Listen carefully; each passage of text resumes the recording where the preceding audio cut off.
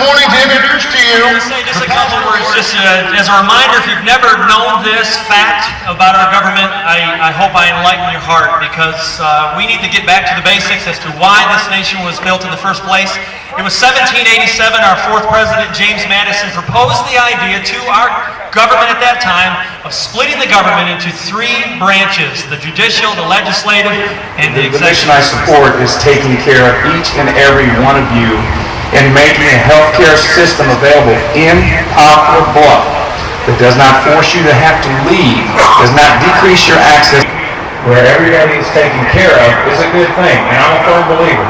After being in healthcare as long as I have, there are some needs for reform in healthcare. And a lot of that has to do with what we're doing, what the insurance companies are doing, tort reform.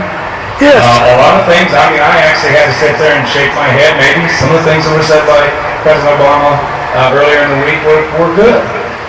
I don't know that I trust everything that was said as to whether it will come to fruition, and that's one of the things that bothers me.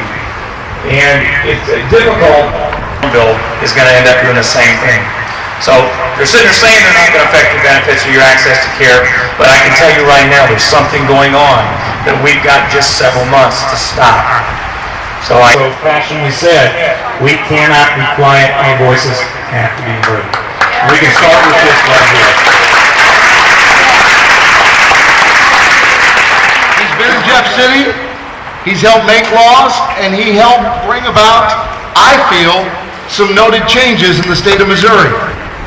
They brought about tort reform, not as far as we should go, but we started tort reform. Thousands of people at tea parties yesterday who are starting to stand up and who are saying, no more. No more.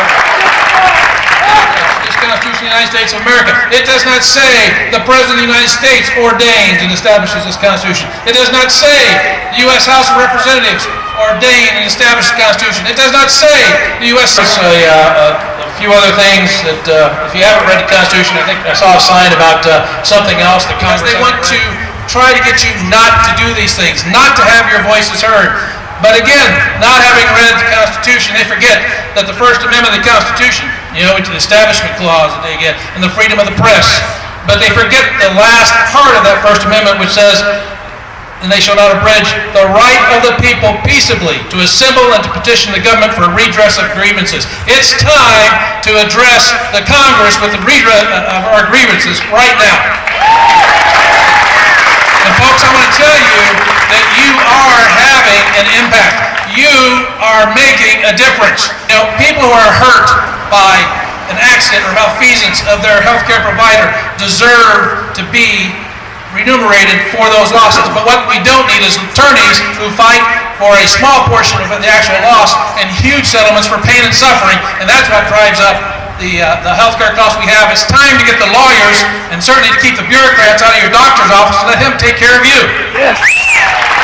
Folks, it's time that we continue. We do not weary in well-doing. It's time to continue to tell the truth, and if they don't want to take it, that's tough because they work for us. So it's time to get involved, whether signing a petition. It is also time for us to spread the word.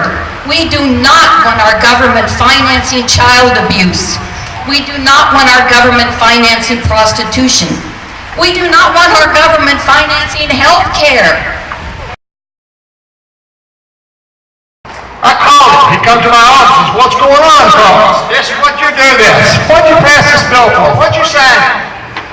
He said, you know, it's hard for me to tell what's in all the bills, but I will say this. I listened to the lobbyists on the left, I listened to the lobbyists on the right, and then I make up my mind how I want to vote. People, this is not what we need as our representative. Change our country. It's not the Democrats, it's not the Republicans. They kill each other off. It's us, the people that get in the middle and make to keep my freedom. If I have to fight to keep my liberties, I'm going to fight. I'm going to fight. I've got a grandson around here somewhere. Years old.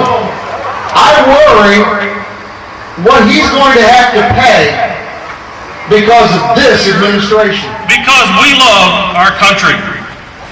We are here because we have no desire to see this great nation that our ancestors fought and died to create and preserve go from a nation of freedom-loving, self-governing individuals to a horde of oppressed, tyrant-beleaguered masses. We are here because we want to be heard. Swastika-carrying Nazis. Well, I say go ahead and throw your labels at me. Try and misrepresent the passion that we hold for our country and our values. But if you're going to try and label us, you better be thorough. You better be complete. You better not leave off the most accurate political label you can put on us, the label that will let everyone know exactly where we are coming from. Call us American patriots. A better way of asking, is there anybody here that thinks our individual rights are under attack by the federal government?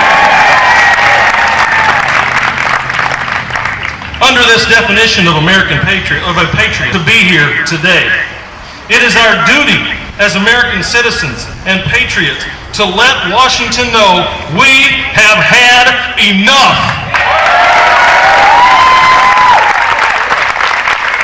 Enough of the overburdensome taxes that discriminate, enough of the reckless government spending that funds programs like tattoo removal in California, which was actually in the last omnibus bill, and that funds research on animal mating habits in the Amazon. How is that preserving our freedom? Enough of the vote in this country goes to Acorn. Enough of spending my hard-earned tax money to fund the murder of unborn children.